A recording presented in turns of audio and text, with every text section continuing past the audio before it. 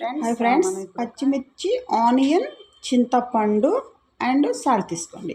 పచ్చిమిర్చిని ఇలా పీసెస్గా కట్ చేసుకోవాలి.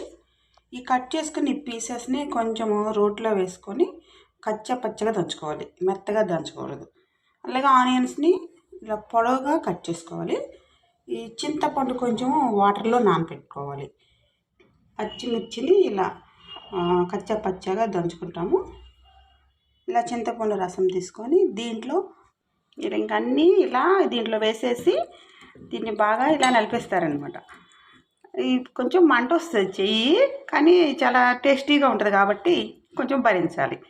ఈ ఆనియన్స్ పీసెస్ మధ్యలో తగులుతుంటాయి. కొంచెం చింతపండు తక్కువ వేసుకోండి, మరీ పుల్లగా ఉంటే బాగోదన్నమాట. కొంచెం కారంగా ఉంటే బాగా టేస్టీగా ఉంటుంది. మధ్య పచ్చి ఆనియన్ పీసెస్ తగులుతుంటాయి. ఎంత అన్నమైనా తినేసేయచ్చు అనమాట, అంత టేస్టీగా ఉంటుంది.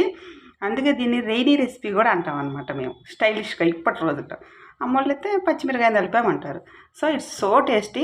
రైస్లో వేసుకొని మీరు కూడా తినండి, ట్రై చేయండి, ఎంత బాగుంటుందో. ఈ వేడివేడి అన్నంలో ఈ పచ్చి పులుసు వేసుకొని కొంచెం వేసుకోండి. ఇంకా ఆనియన్ పీసెస్ వస్తే చాలా బాగుంటాయి. కొంచెం ఇది మా ప్రకాశం, రాయలసీమ, నెల్లూరు వాళ్ళకి బాగా తెలుసు. నిజం చెప్పండి, ఎంతమందికి నోరూరుతుంది. చాలా టేస్టీగా ఉంటుంది. ఎంత ఫుడ్ అయినా తినొచ్చు అనిపిస్తుంది అనమాట. మీరు కూడా ఒకసారి ట్రై చేయండి, తీసుకోండి.